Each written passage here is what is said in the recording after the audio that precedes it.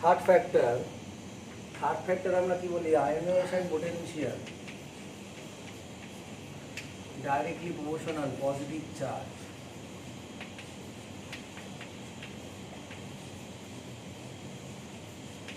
Inversely proportional negative charge.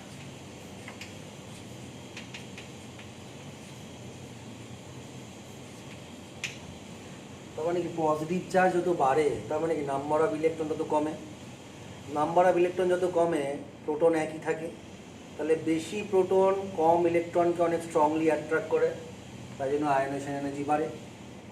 Negative charge মানে কি হচ্ছে, প্রোটনের তুলনায় ইলেকট্রনটা অনেক বেশি, প্রোটনের তুলনায় যদি ইলেকট্রনের যদি বেশি হয় তাহলে কম প্রোটন বেশি ইলেকট্রনকে অত স্ট্রংলি অ্যাট্রাক্ট করতে পারে না, তখন কি হয়, it is very easy to remove the electron, ionization energy কমে যায়। Next factor, ionization potential inversely proportional atomic size।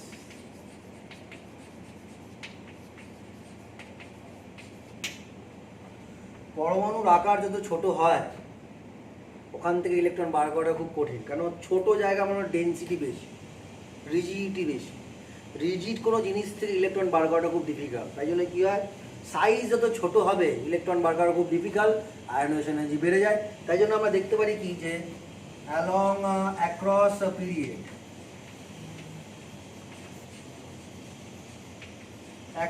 Period কি হয়, অ্যাটমিক সাইজ ডিক্রিজ করে, পরমাণু আবার হ্রাস পায়, তাই জন্য কী হয়, আয়নাইজেশন এনার্জি বাড়তে থাকে। তাই জন্য অ্যাক্রস পিরিয়ড আমরা যদি একটা অর্ডার অ্যারেঞ্জ করি, ধর পিরিয়ড 3 বা পিরিয়ড 2 এর কথা বলি, তাহলে lithium less than beryllium less than boron less দেন carbon less than nitrogen less than oxygen less than phosphorus. এটা হচ্ছে জেনারেল ট্রেন্ড, এটাকে আমরা বলি ইন জেনারেল বললাম, এটাখানে কিন্তু আমরা এক্সেপশনাল কেসগুলোর কথা বলিনি, এটা ইন জেনারেল। এই ট্রেন্ডটা নিয়ে কারো যদি কোনো কোশ্চেন থেকে আমাকে জিজ্ঞাসা করবে আমি আলাদা করে বলে দেবো, আগে আমাদের চ্যাপ্টারটাকে শেষ করতে হবে, তারপরে এই কোশ্চেনগুলো আলোচনা করবো। চ্যাপ্টারটা একটা জায়গায় চলে এলে কোশ্চেন আলোচনা করতে কোনো অসুবিধা নেই, কেন এই জায়গাটায় আমরা এক্সেপশন পাবো, এই জায়গাটায় আমরা একটা এক্সেপশন পাবো, এখানে একটা এক্সেপশন পাবো, এটা নর্মাল ট্রেন্ড, মানে ইন জেনারেল এটা হয়, মানে ইন জেনারেল আমরা বলি যে সাধারণত পর্যায় বরাবর বাম থেকে ডান দিকে অগ্রসর হলে আয়নীভবন শক্তি বৃদ্ধি পায়। In general, moving from left to right, ionization energy gradually increases. It is in general, not for specific element, because if we want to explain the specific, so the for specific order,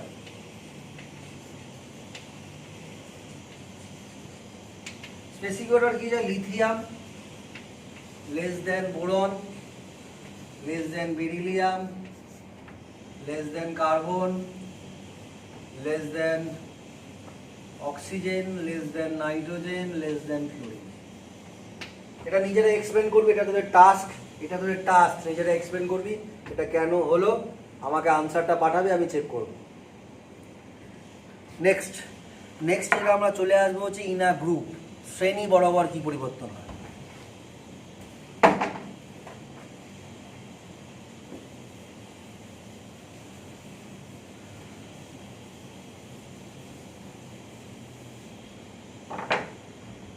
along a group, শ্রেণী বরাবর,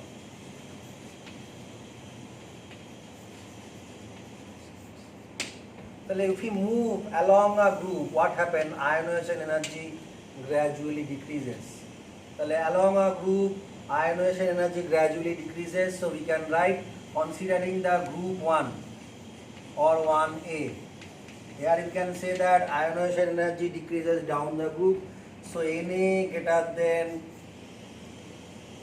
we start with lithium greater than sodium,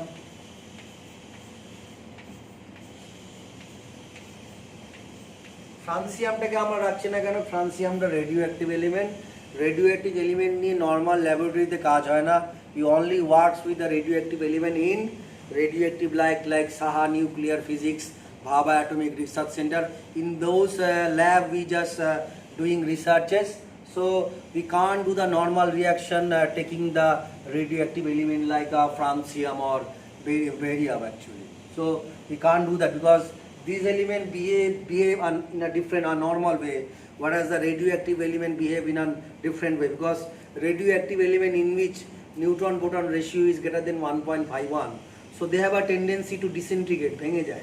What happens? Alpha particle emit, beta particle emit. When alpha particle emit, atomic number, mass number both are changes. When beta particle emit, atomic number increases by 1 unit. So when alpha and beta particle emits from an radioactive element, its atomic number changes. It means the element will no longer present in that state. It will convert it into new element, in a different element. As for example, francium, atomic number 87, is mass number 2 through 3. If we release one alpha particle, its atomic number decreases by 2 units, and it will become astatine 85, and mass number become 219. Astatine, we know that it is also radioactive element. Further, another alpha particle will emit. So these things will happen. So francium will no longer present in its original state. It will convert it to a new element gradually. So what we observe that francium is not exist in its native state. ওর স্বাভাবিক অবস্থায় প্রাথমিক অবস্থায় francium থাকে না, কেন ও একটা তেজস্ক্রিয় মৌল। তেজস্ক্রিয় মৌল মানে নিউট্রন প্রোটনের অনুপাত 1.51 এর থেকে বেশি, তাই ওর অবস্থায় থাকবে না। ওর পরমাণু ক্রমাঙ্ক আস্তে আস্তে কমবে, ভর সংখ্যা আস্তে আস্তে কমবে, কমতে কমতে অন্য এলিমেন্টে কনভার্ট হবে। অন্য এলিমেন্ট মানে অ্যাস্টাটিন হচ্ছে গ্রুপ 17 রয়েছে, গ্রুপ 15 কি হয়? Nitrogen, phosphorus, arsenic, antimony, bismuth হয়ে যাবে।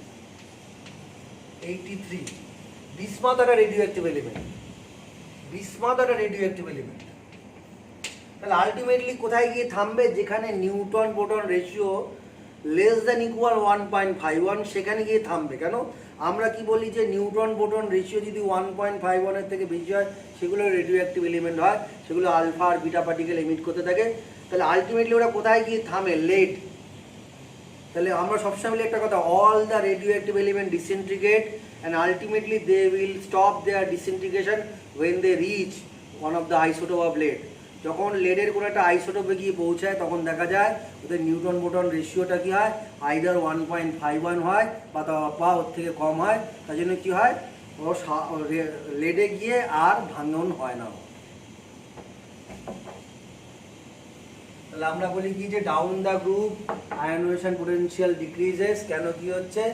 নাম্বার অফ শেলের কথা বলি, valence shell 2s1, 3s1, 4s1, 5s1, 6s1। তার মানে কি এটা period 2, period 3, period 4, period 5, period 6। তাহলে শ্রেণী বরাবর উপর থেকে নিচের দিকে নামলে কি হয়?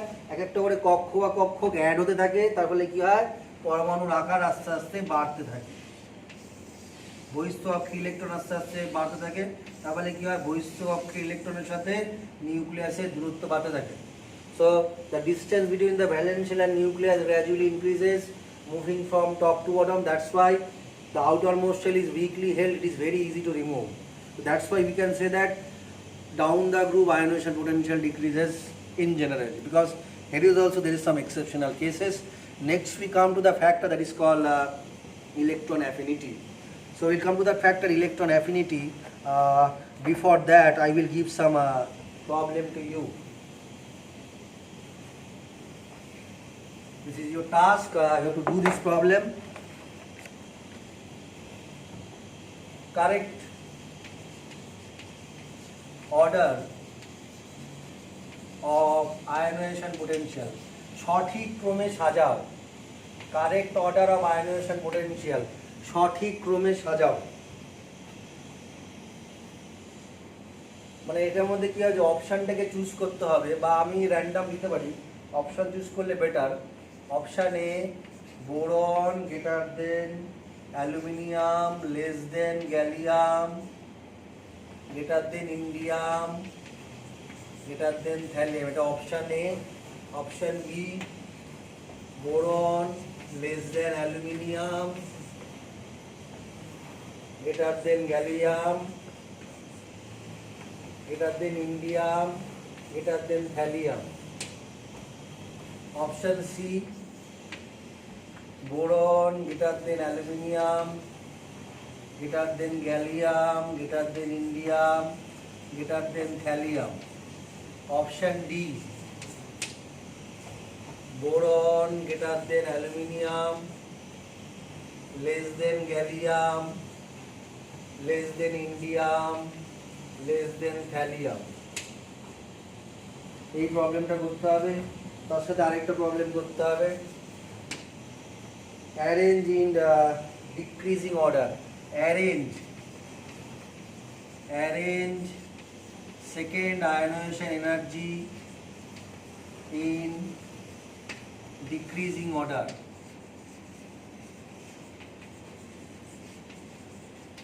দ্বিতীয় আয়নীভবন শক্তির নিম্নক্রমে সাজাও, মানে বড় থেকে ছোট।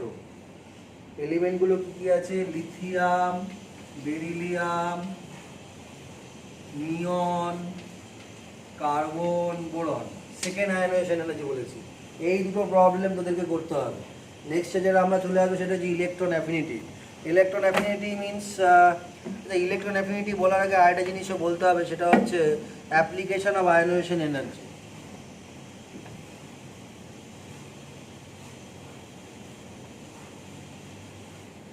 Application of ionisation energy, ionisation energy প্রয়োগ। ফার্স্ট পয়েন্ট হচ্ছে metallic character is inversely proportional to ionisation energy. ধাতব ধর্ম আয়নীভবন শক্তির সাথে ব্যস্তানুপাতিকভাবে পরিবর্তিত হয়। সেকেন্ড পয়েন্ট আমরা লিখব যে reactivity of metal is inversely proportional to ionisation energy. ধাতুর সক্রিয়তা আয়নীভবন শক্তির সাথে ব্যস্তানুপাতিকভাবে পরিবর্তিত হয়। এই দুটো প্রয়োগ হলো, আর প্রয়োগের দরকার নেই। এই দুটো প্রয়োগ দিয়ে মোটামুটি ক্লাস 10-এর সিলেবাসের কাজ মোটামুটি হয়ে যাবে। আর যা পড়ানো হয়েছে কিছুটা ক্লাস 11-এরও কাজ হয়ে যায়। তো we should more focus on class 10। তার জন্য এক্সট্রা কিছু কিছু তো আমরা এমনিতেই বলেছি, তো বেশি এক্সট্রা দরকার নেই। বেশি এক্সট্রা হলে কী হবে, সবাইকে নিয়ে আমাকে চলতে হবে, তাহলে বেশি এক্সট্রা করে লাভ নেই। তো নেক্সট আমরা চলে আসবো, সেটা হচ্ছে কি ইলেকট্রন অ্যাফিনিটি। যা যা দরকার সব আমাকে বলবি। আমি সনদদাকে বলছি, আমার হেডমাস্টার মহারাজকেও বলা আছে, কোনো অসুবিধা হলে কোশ্চেন আমাকে করবি, অসুবিধা নেই। বাট হ্যাঁ, কোশ্চেন করলে সঙ্গে সঙ্গে আনসার দেবো, এর সময় লাগবে, কেননা আরও তো অন্যান্য কাজ থাকে, তো একটু সময় তো লাগবে। তো আমরা চলে আসছি ইলেকট্রন অ্যাফিনিটি।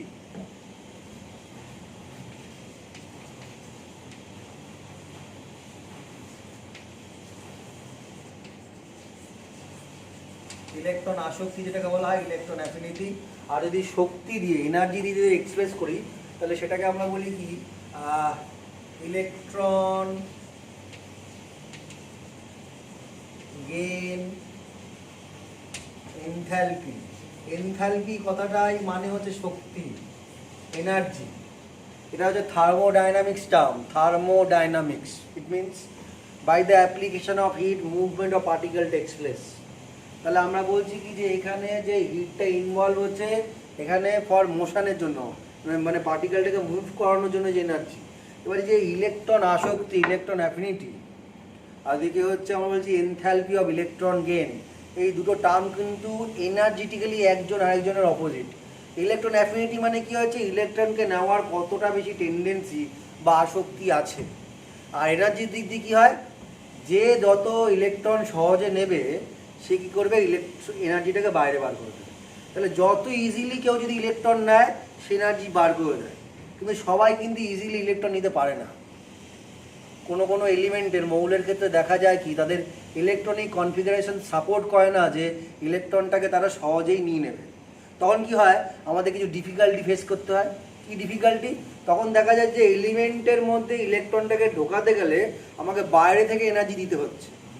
তাহলে বাইরে থেকে এনার্জি দেওয়া মানে হচ্ছে কি এন্ডোথার্মিক, তাপগ্রাহী। But usually in general electron affinity মানে ইলেকট্রন নেব, এনার্জিটা বেরিয়ে যাবে। এনার্জি বেরিয়ে যাওয়া মানে এক্সোথার্মিক প্রসেস, তাপমুচি। তাহলে আমাদের কি হচ্ছে, এই ইলেকট্রন অ্যাফিনিটি জিনিসটা কি রয়েছে, আমাদের নর্মাল ট্রেন্ডও রয়েছে, আবার এক্সেপশনাল কেসও রয়েছে। ইলেকট্রন অ্যাফিনিটি কাদের জন্য ইউজুয়ালি অ্যাপ্লিকেবল? নন মেটাল, অধাতব মৌলের জন্য। কেন? ওদের ভ্যালেন্স শেলে 5, 6 or 7 ইলেকট্রন থাকে। ভ্যালেন্স শেলে যদি 5টা, 6টা, 7টা ইলেকট্রন থাকে, they will accept 3 or 2 or 1 electron attain the nearest inert gas configuration. So this is the easiest process. But যাদের আউটার মোস্ট শেলে 1টা, 2টো বা 3টে ইলেকট্রন আছে, তাদের অক্টেট ফুলফিল করতে গেলে কতগুলো ইলেকট্রন লাগবে? যার একটা আছে তার 7টা ইলেকট্রন লাগবে, যার দুটো আছে তার 6 ইলেকট্রন লাগবে, যার তিনটে আছে তার 5টা ইলেকট্রন লাগবে। তাহলে which one is more easy? Those element contain 5, 6 or 7 electron.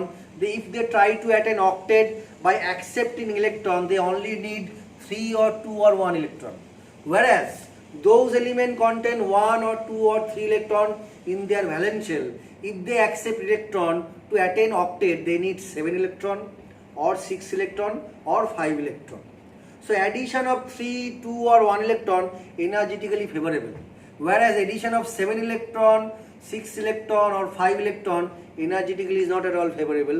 আমি যদি বাংলায় বলি তাহলে কি হয়, যাদের বহিস্থ কক্ষে একটি বা দুটি বা তিনটি ইলেকট্রন থাকে তারা যদি ইলেকট্রন গ্রহণের মাধ্যমে অষ্টক পূর্তি করতে চায়, আর যাদের বহিস্থ কক্ষে 5টি, 6টি বা 7টি ইলেকট্রন থাকে তারা যদি ইলেকট্রন গ্রহণের মধ্যে অষ্টক পূর্তি করতে চায়, তাহলে দেখা যাবে যাদের বহিস্থ কক্ষে 5টি, 6টি বা 7টি ইলেকট্রন আছে তারা 3টি, 2টি বা 1টি ইলেকট্রনে সহজেই নেগেটিভলি চার্জ হয়ে যাবে আর অষ্টক পূর্তি হবে। কিন্তু যাদের বহিস্থ কক্ষে 1টা, 2টো, 3টি ইলেকট্রন আছে তাদের কি হবে, ইলেকট্রন অনেক বেশি নিতে হবে, সেটা এনার্জেটিক্যালি ফেভারেবল না।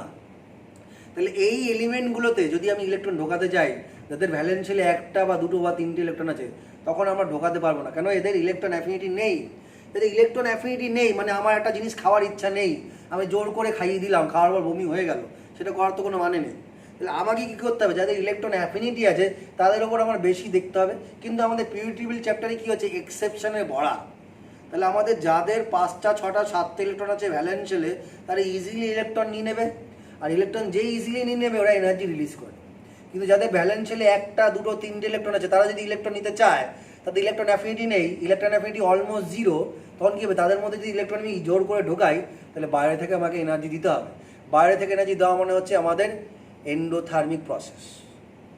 ওকে, তো আমরা লিখবো কি, ডেফিনেশনটা লিখবো দ্য অ্যামাউন্ট অফ এনার্জি। এটা this is the in general definition, it is okay, it is not including the exception. ব্যতিক্রমগুলোকে নিয়ে কিন্তু ডেফিনেশন হয় না। ডেফিনেশন হয় কি, ইন জেনারেল ট্রেন্ডকে ফলো করা হয়। ইন জেনারেল ট্রেন্ড নর্মালি যেটা হয়, আমার কাছে কি বলি, আমি বলি সব মানুষই ভালো। আমি কথা তোদেরকেও বলে থাকি যে আমার কাছে সবাই ভালো।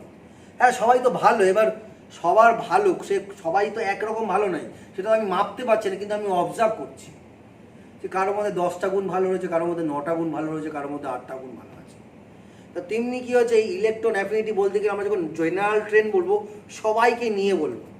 এই যে পিএম আমাদের এখন প্রধানমন্ত্রী বক্তৃতা দেন, সবাইকে বলছেন আর কি, নিউজ চ্যানেলে বলা নয়, সবাইকে বাছাই করে নয়। সিমিলারলি ইলেকট্রন অ্যাফিনিটি যে ডেফিনেশনটা, সেটা সব এলিমেন্টকে বেস করে। এক্সেপশনাল কেস বা পার্টিকুলার কেস সেটা আলাদা আলাদা করে আমরা পরের দিকে আসবো। তাহলে আমরা লিখবো the amount of energy released when an electron is added to the valence shell of an isolated gaseous atom known as electron affinity. বাংলায় যদি বলি তাহলে কি হবে, এটি গ্যাসীয়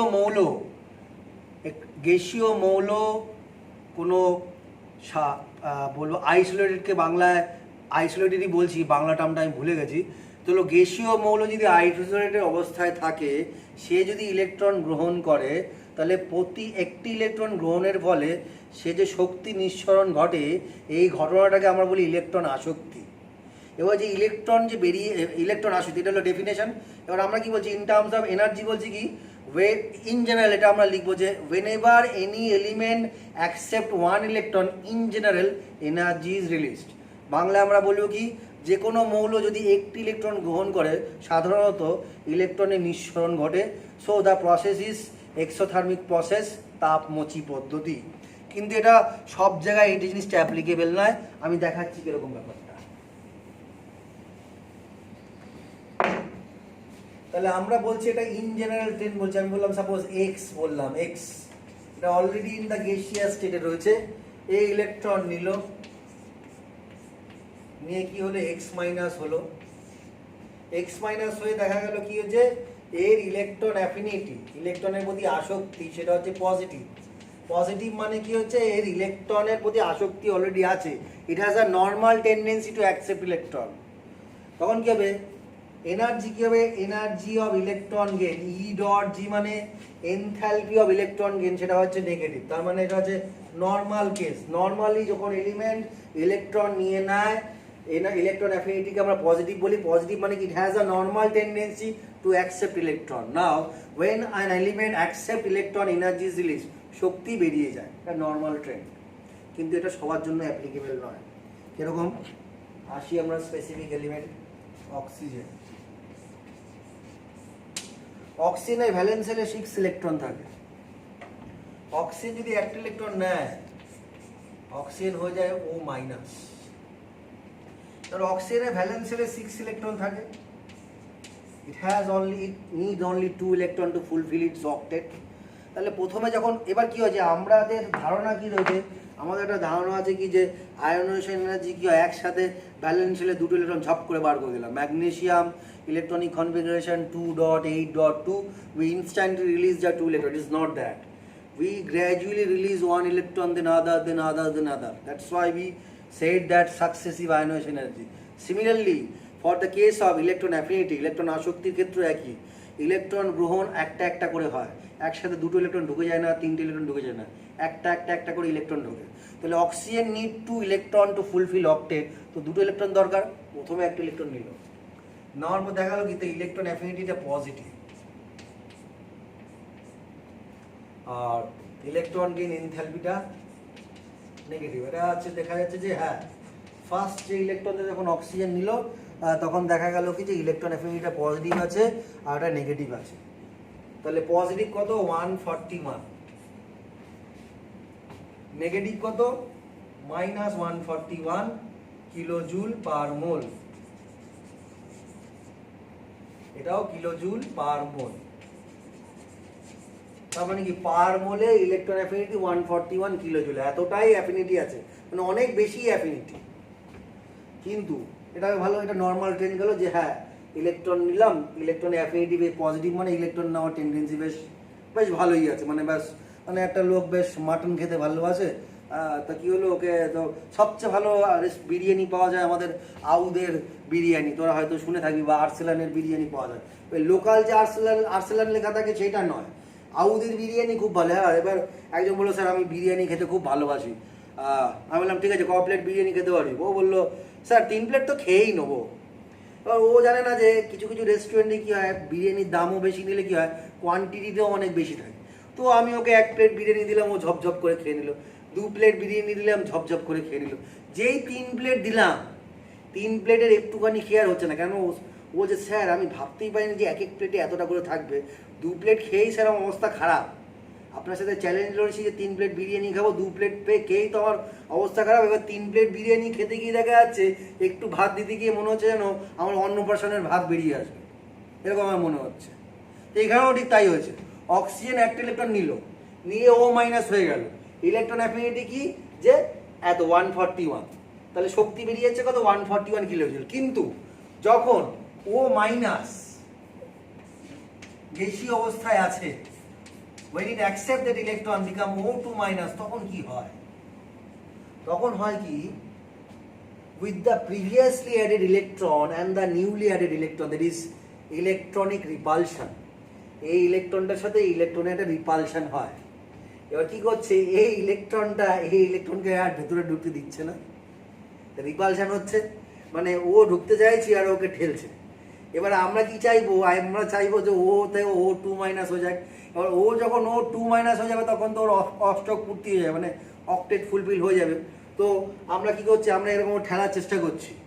এবার ও ভেতর থেকে ইলেকট্রন রিপালশন, ও ঠেলছে আমিও ঠেলছি, ও ঠেলছে আমিও ঠেলছি। এবার কি হচ্ছে, ওই ভেতরের যে রিপালশনটা আছে সেটাকে আমাকে ওভারকাম করতে হবে। তাহলে ওভারকাম করতে কি দেখা যাচ্ছে, আমাকে বাইরে থেকে এনার্জি দিতে হচ্ছে। তাহলে কি দেখা যাচ্ছে, ইলেকট্রন অ্যাফিনিটি পজিটিভের জায়গায় নেগেটিভ হয়ে গেছে, কত, -740 কিলোজুল পার মোল। মজার ব্যাপার দেখ, কি মজার ব্যাপার দেখ, এখানে ইলেকট্রনের প্রতি আসক্তি পজিটিভ, এখানে নেগেটিভ, মানে ইলেকট্রন নেওয়ার ইচ্ছা নেই। কিন্তু আমরা কি জানি, আমরা কি জানি ছোটবেলায় তোরা শিখেছিস 8-9 যে ইলেকট্রন অক্সিজেন তো দুটো ইলেকট্রন ঝপ করে নিয়ে নেবো অষ্টক পূর্তি যাবে, আমরা এমজিও পেয়ে যাবো, Mg2+O2- কম্বাইন করে। কিন্তু এখানে যে ডিফিকাল্টি ফেস করতে হচ্ছে, ও মাইনাসটা খুব ইজি, O2- করতে গেলে কি হচ্ছে ইলেকট্রনিক রিপালশন হচ্ছে, ওই রিপালশনটাকে ওভারকাম করতে গিয়ে কি হচ্ছে বাইরে থেকে আমাকে শক্তি প্রয়োগ করতে হচ্ছে। তাই জন্য ইলেকট্রন গেইন এনথালপি কিন্তু নেগেটিভ নেই, মানে এনার্জি কিন্তু বেরিয়ে যাচ্ছে না, আমাকে বাইরে থেকে এনার্জি দিতে হচ্ছে কত +740 কিলোজুল পার মোল। তাহলে ইলেকট্রন অ্যাফিনিটি, এটা ইলেকট্রন গেইন এনথালপি 1, এটা 2।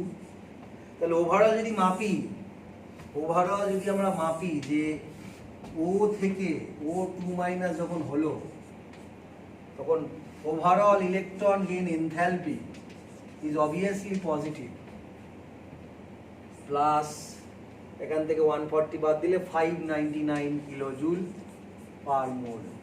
তার মানে কি, আর ইলেকট্রন অ্যাফিনিটিও তাই। তার মানে দেখ প্রসিডিওরটা দেখ যে আমরা ও থেকে O2- is not a easy task, some mammoth task, because electron gain enthalpy বাইরে থেকে আমাকে কিন্তু অলমোস্ট 600 কিলোজুল অ্যাপ্লাই করতে হচ্ছে ইলেকট্রনটাকে ঢোকানোর জন্য। শুধু এটাই নয়, আরও অনেক রয়েছে, এটাই নয় আরও অনেক আছে। আরেকটা এক্সাম্পল আছে যেটা আমরা বলবো, দুটো কম্পারিজন করবো, তাহলে আরো বুঝতে আরো সুবিধা হবে।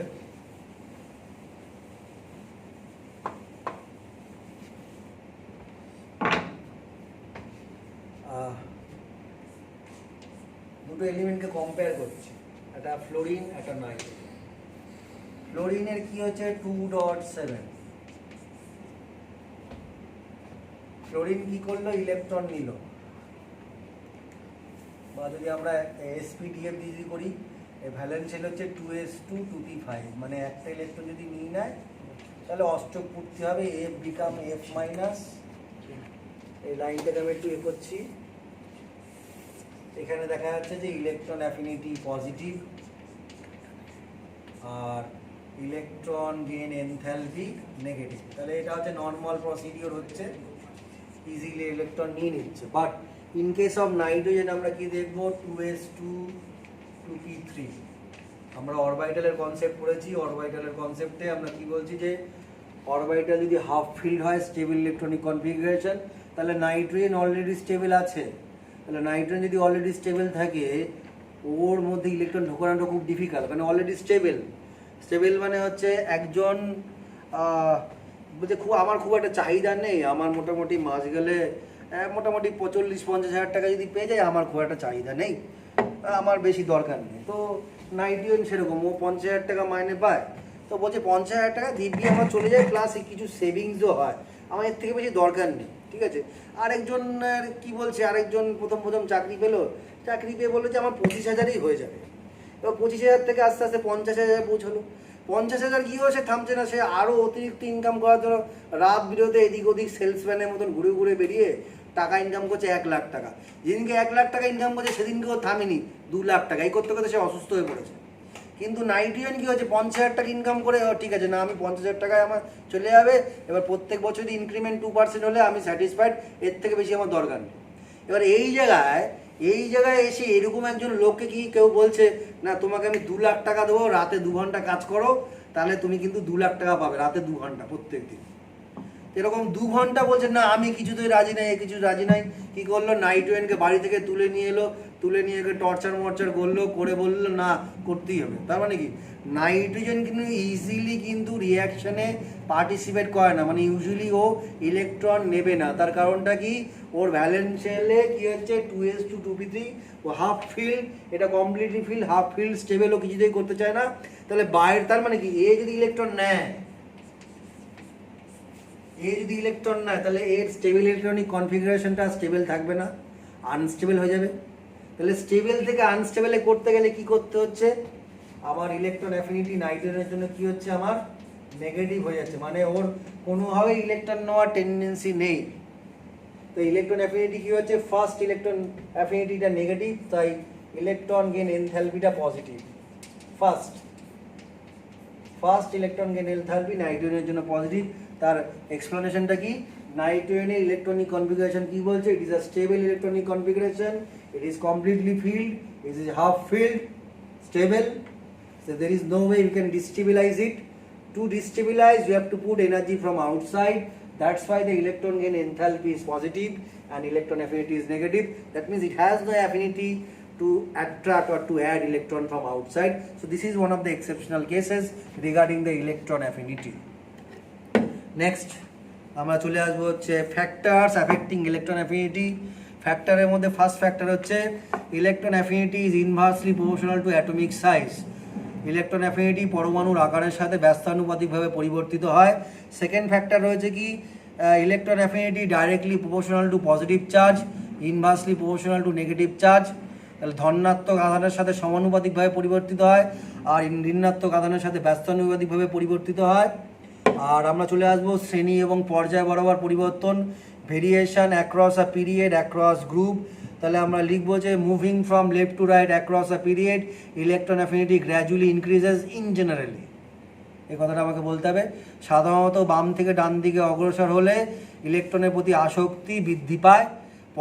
শ্রেণী বরাবর উপর থেকে নিচের দিকে অগ্রসর হলে সাধারণত ইলেকট্রন আসক্তি হ্রাস পায়।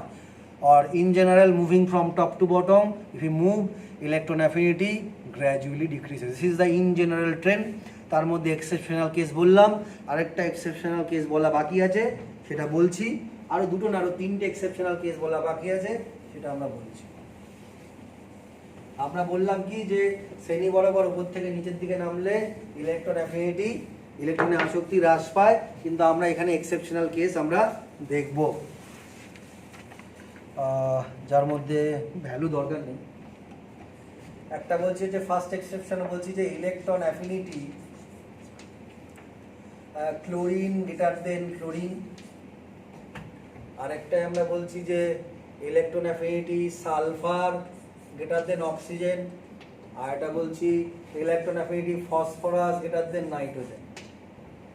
তাহলে আমরা যদি ইলেকট্রোনেগেটিভিটির ভ্যালু যদি বলি, আমরা বলি কি যে যত বেশি ইলেকট্রোনেগেটিভ তার ইলেকট্রন নেওয়ার টেন্ডেন্সি তত বেশি। More is the electronegative element, more is the tendency to attract the electron towards in its valence shell. So আমরা জানি যে ক্লোরিনের ইলেকট্রোনেগেটিভিটি 3.0, ফ্লোরিনের ইলেকট্রোনেগেটিভিটি 4.0, আর সালফারের হচ্ছে অক্সিজেনের 3.5, আর সালফারের মোস্ট প্রবাবলি হচ্ছে 2.5, আর ওদিকে ফসফরাসের হচ্ছে 2.1 আর নাইট্রোজেনের 3.0। তাহলে আমরা প্রত্যেকটা জায়গায় দেখছি যে ফ্লোরিনের ইলেকট্রোনেগেটিভিটি ক্লোরিনের থেকে বেশি, অক্সিজেন ইলেকট্রোনেগেটিভিটি সালফারের থেকে বেশি, নাইট্রোজেন ইলেকট্রোনেগেটিভিটি ফসফরাসের থেকে বেশি। ইলেকট্রোনেগেটিভিটি বেশি থাকা সত্ত্বেও দেখা যাচ্ছে কি যে পিরিয়ড 2 এলিমেন্টের পিরিয়ড টু এলিমেন্টগুলোর ইলেকট্রন অ্যাফিনিটি কম।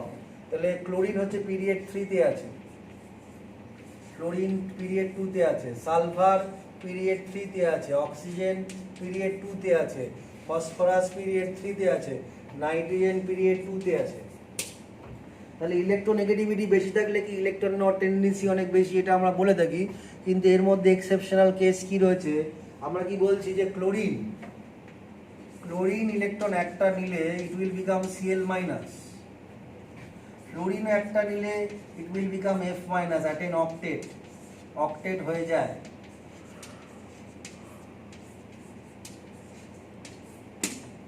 এবার বলছি কি chlorine content 7 valential electron, fluorine content 7 valential electron. দুজনেরই 7টা ইলেকট্রন বহিস্থ কক্ষে রয়েছে। বাইরে থেকে যখন আমরা একটা ইলেকট্রন দিচ্ছি তাহলে ভেতরের 7টা ইলেকট্রনের সাথে নতুন যে যুক্ত হচ্ছে একটা ইলেকট্রন তার একটা রিপালশন হয়। তাহলে with the newly added electron and the valential electron this is electronic repulsion. দুটোরই রিপালশন হয়, ফ্লোরিনও রিপালশন হয়, ক্লোরিনও রিপালশন হয়। রিপালশনটা কোথায় বেশি হয়? ফ্লোরিনে। কেন? Fluorine is in the period 2 element, it has only 2 shells, whereas chlorine is in the period 3, it has 3 shells. তাহলে তিনটে শেলের সাইজ বড়। আমি যদি এরকম ড্র করি একটা diagram, nucleus 1 shell, 2 shell, 3 shell.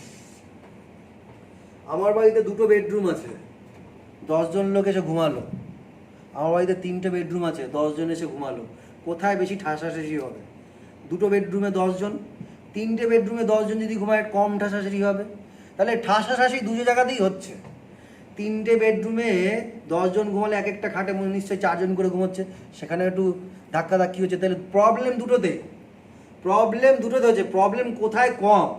দুটো বেডরুমে প্রবলেম বেশি, 10 জন ঘুমাচ্ছে। 3টে বেডরুমে 10 জন ঘুমাচ্ছে, প্রবলেম কম। সিমিলারলি কি হচ্ছে, ক্লোরিনও একটা ইলেকট্রন নিচ্ছে, ফ্লোরিনও একটা ইলেকট্রন নিচ্ছে, দুটো জায়গাতেই রিপালশন হচ্ছে। বাট রিপালশন কোথায় কম হচ্ছে? ক্লোরিনে, because is atomic size is greater than fluorine. Chlorine is in the period 3, fluorine is in the period 2.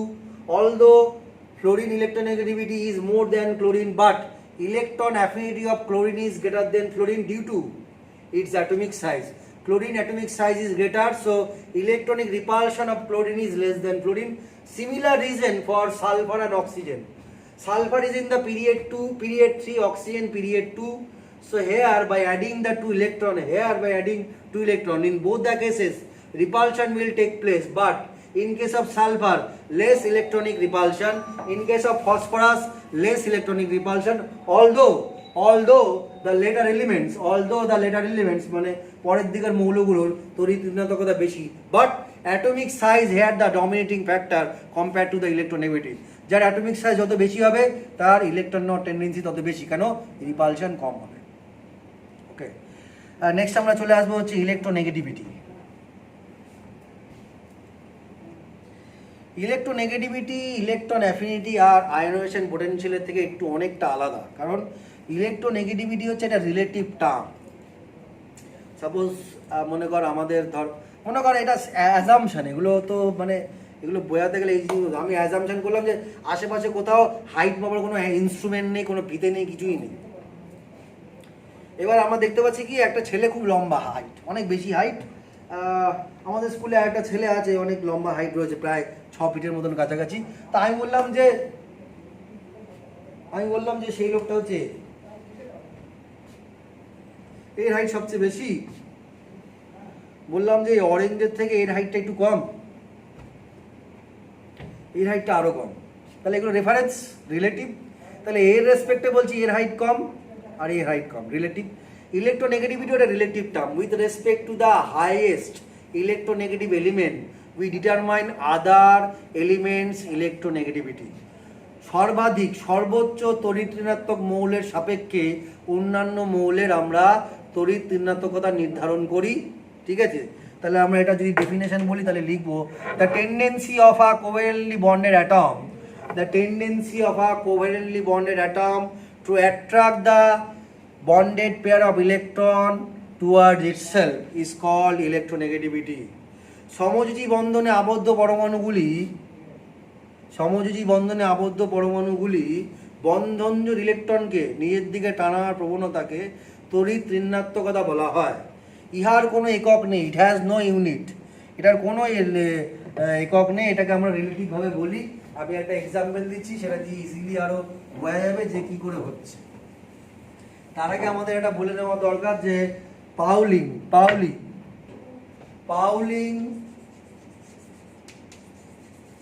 considered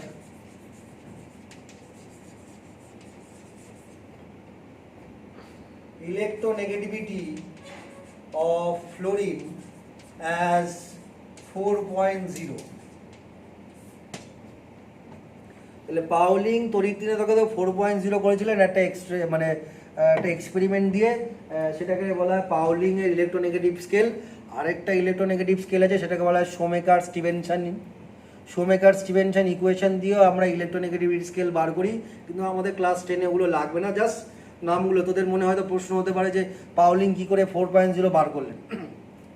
scale use করে পাউলিং এর একটা আলাদা স্কেল আছে, আর সবচেয়ে প্রথমে যে স্কেলটা আবিষ্কার হয়েছিল সেটাকে বলা হয় শোমেকার স্টিভেনসন ইকুয়েশন। সেই ইকুয়েশন দিয়েও আমরা ইলেকট্রোনেগেটিভিটি বার করতে পারি। এই স্কেল দিয়ে ফার্স্ট আমরা প্রপোজ করলাম যে ইলেকট্রোনেগেটিভিটি অফ ফ্লোরিন ইজ 4.0। এবার ফ্লোরিনের রেসপেক্টে অন্য এলিমেন্টগুলোর ইলেকট্রোনেগেটিভিটি আমরা বার করেছি। তাহলে আমি ধরলাম যে A B they R কোভ্যালেন্টলি bonded, আর ধরলাম যে if electronegativity of A is greater than B, তাহলে যে বেশি ইলেকট্রোনেগেটিভ হয় সে বন্ডেড পেয়ার অফ ইলেকট্রনকে নিজের দিকে টানে। তাহলে এই বন্ডেড পেয়ার অফ ইলেকট্রন, একজোড়া ইলেকট্রন এর দিকে চলে গেল। তাহলে এই বন্ডে এরও একটা ইলেকট্রন হয়েছে, বি এরও একটা ইলেকট্রন হয়েছে, দুটো ইলেকট্রন আছে। এবার তাহলে দুটো ইলেকট্রনই যদি এ এর দিকে চলে যায় তাহলে কি হবে, এর তো একটা ইলেকট্রন ছিল, আর একটা ইলেকট্রন চলে গেলে কি হবে, এর কাছে একটা ইলেকট্রন এক্সট্রা, তাই জন্য এ হয়ে গেল নেগেটিভ চার্জ -1, আর বি এর কাছে একটা ইলেকট্রন ছিল, সেই ইলেকট্রনটা এর কাছে চলে গেল বলে বি +1। তাহলে -1 ইন্ডিকেট করছে যে ওর আগের তুলনায় একটা ইলেকট্রন এক্সট্রা, +1 ইন্ডিকেট করছে আগের তুলনায় একটা ইলেকট্রন কম। তাহলে এটা ইন্ডিকেট করছে কি যে এ ইজ মোর ইলেকট্রোনেগেটিভ। তাহলে দুজনের মধ্যে যদি ইলেকট্রোনেগেটিভিটি ডিফারেন্স হয় তাহলে আমরা কি পাই, অ্যানায়ন পাই, ক্যাটায়ন পাই। এবার যদি এর ইলেকট্রোনেগেটিভিটি বি এর থেকে কম হয় তাহলে এর উল্টোটা ঘটবে, bonded pair of electron B এর দিকে চলে যাবে, তাহলে এটা প্লাস হয়ে যাবে আর বিটা মাইনাস হয়ে যাবে। তাহলে আমরা কি বলবো, it is not an energetical term, এটা হচ্ছে ডেফিনেশনের পরে, it is not an energetical term. Second point লিখবো, it regularly increases in a period from left to right and decreases from top to bottom along a group। পর্যায় বরাবর বাম থেকে ডান দিকে ইহার মান ক্রমান্বয়ে বৃদ্ধি পায়, শ্রেণী বরাবর উপর থেকে নিচের দিকে অগ্রসর হয়, ক্রমান্বয়ে ইহার মান হ্রাস পায়। সেকেন্ড পয়েন্ট হচ্ছে ইহার কোনো তাপের মান নেই, ইহার কোনো একক নেই, ইহা সর্বাধিক তড়িৎ ঋণাত্মক মৌলের সাপেক্ষে ইহার মান তড়িৎ ঋণাত্মকতার মান নির্ণয় করা যায়। It is a relative term, or with respect to most electronegative element we can determine other elements electronegativity if the two elements are attached in a covalently bonded. If they are covalently bonded then we can say this element is more electronegative than the other. আমি যদি একটা specific example দিই তাহলে কি হবে, HCl ক্লোরিনের electronegativity 3.0, hydrogen electronegativity 2.1। দেখা যায় কি যে ক্লোরিনের ইলেকট্রোনেগেটিভিটি বেশি হওয়ার জন্য বন্ডেড পেয়ার অফ ইলেকট্রন কোন দিকে যাচ্ছে, ক্লোরিনের দিকে যাচ্ছে। তাহলে এই বন্ডেড পেয়ার অফ ইলেকট্রনটা ক্লোরিনের দিকে যাচ্ছে, আমরা ভেক্টর দিয়ে ইন্ডিকেট করছি। তার মানে কি ইলেকট্রনের ডিসপ্লেসমেন্ট একটা ভেক্টর, কেন ভেক্টর মানে কি হচ্ছে, ওর ম্যাগনিটিউড আর ডিরেকশন দুটোই থাকবে। তাহলে এই ডিসপ্লেসমেন্টের একটা ম্যাগনিটিউড রয়েছে, এর একটা ডাইরেকশন রয়েছে, যার জন্য এটাকে আমরা ভেক্টর দিয়ে ইন্ডিকেট করি। তাহলে আমরা দেখতে পাচ্ছি যে ক্লোরিন মোর ইলেকট্রোনেগেটিভ এলিমেন্ট বলে বন্ডেড পেয়ার ইলেকট্রনটা ক্লোরিনের দিকে যাচ্ছে। এবার আমাকে কতগুলো ভ্যালুগুলো মনে রাখতে হবে, কিছুগুলো এলিমেন্টের, এই ভ্যালুগুলো মনে রাখলে মোটামুটি কাজ হয়ে যাবে।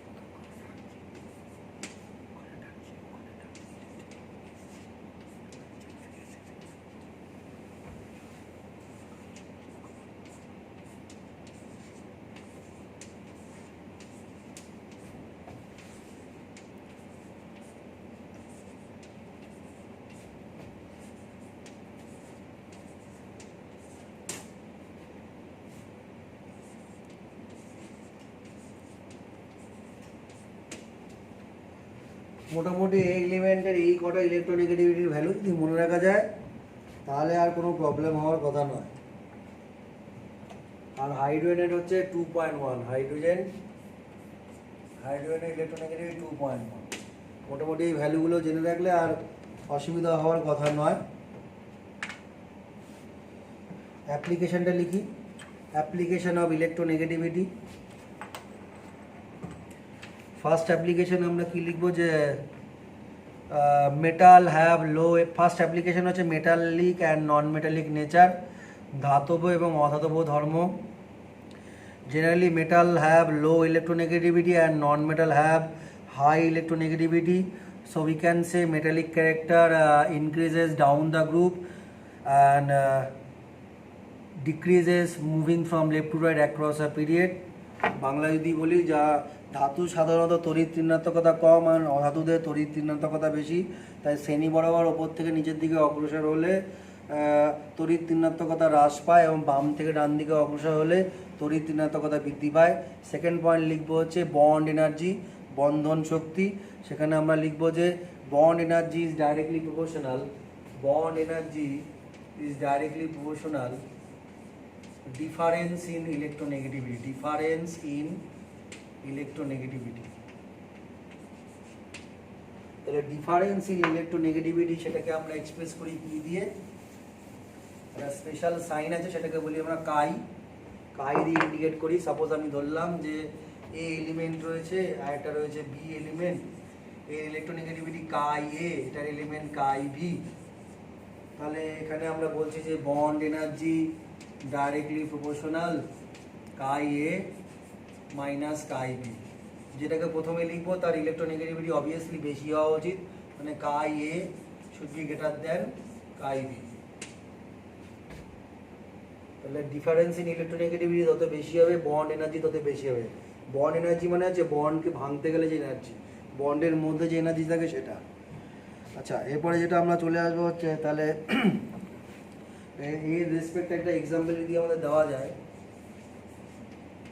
H F H Cl H Br H I, এটাকে আমি প্রবলেমই করে দিলাম, এটাকে আমি প্রবলেম করে দিলাম।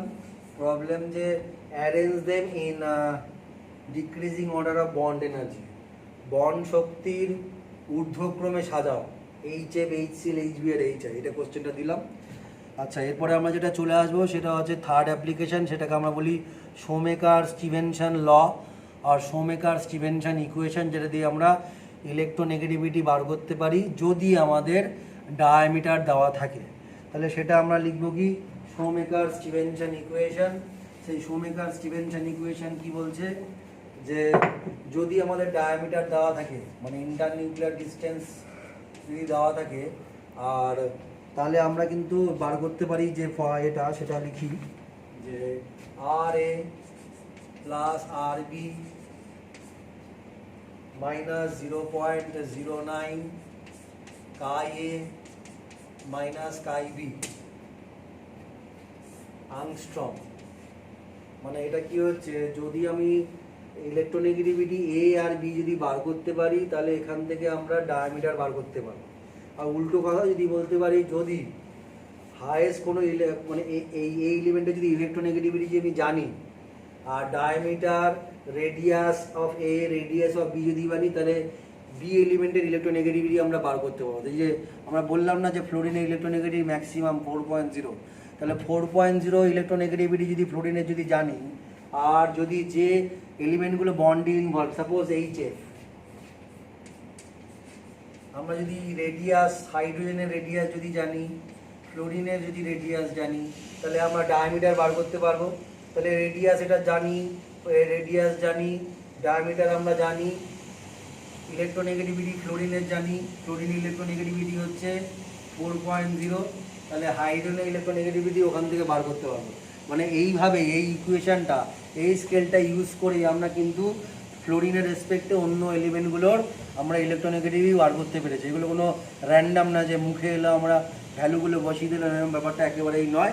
এগুলো সবই এই স্কেল ইউজ করে করা আছে। পাউলিংয়ের একটা স্কেল রয়েছে, কিন্তু ওই স্কেলটা খুব একটা দরকার নেই, কেননা একটু ডিফিকাল্ট রয়েছে, সেখানে বিভিন্ন কোফিশিয়েন্ট ইউজ করতে হয়, মানে সহগ ইউজ করে বার করতে হয়, সেটা আমাদের এখানে এখন ক্লাস 10-এ মোটামুটি লাগবে না। হ্যাঁ, কারো যদি দরকার হয় সে আমাকে কোশ্চেন করতে পারে, আমি তাকে সেই ইকুয়েশনটা আমি লিখে দিতে পারি, সেটা কোনো প্রবলেম না।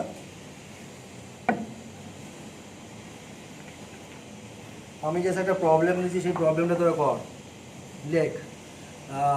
If bond length of F2, আচ্ছা আমি বোর্ডেই লিখে দিচ্ছি,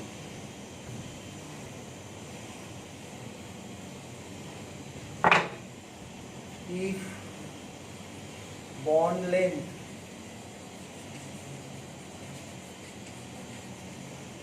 of F2 equal to 1.44 angstrom, bond length of H2 0.74 angstrom. Find out bond length of HF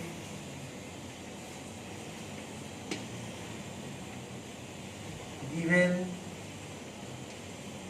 electronegativity fluorine 4.0 hydrogen 2.1। বাংলায় বললে কি হবে, বন্ধন দৈর্ঘ্য ফ্লোরিনের 1.44 angstrom, হাইড্রোজেনের বন্ধন দৈর্ঘ্য 0.74 angstrom। এবার হাইড্রোজেন আর ফ্লোরিনের সমন্বয়ে যে মৌল তৈরি হচ্ছে HF, তার বন্ধন দৈর্ঘ্য নির্ণয় করুন। প্রদত্ত তড়িৎ ঋণাত্মকতা ফ্লোরিনের 4.0, হাইড্রোজেনের 2.1। এই প্রবলেমটা করবি। এখানে আমরা চ্যাপ্টারটা শেষ করলাম, আর কিছু দরকার নেই। আর যদি কিছু দরকার হয় পরের দিন আমরা কেমিক্যাল বন্ডিংটা শুরু করব। যদি কিছু দরকার হয় কোশ্চেন করে নিবি, আমি বলে দেবো।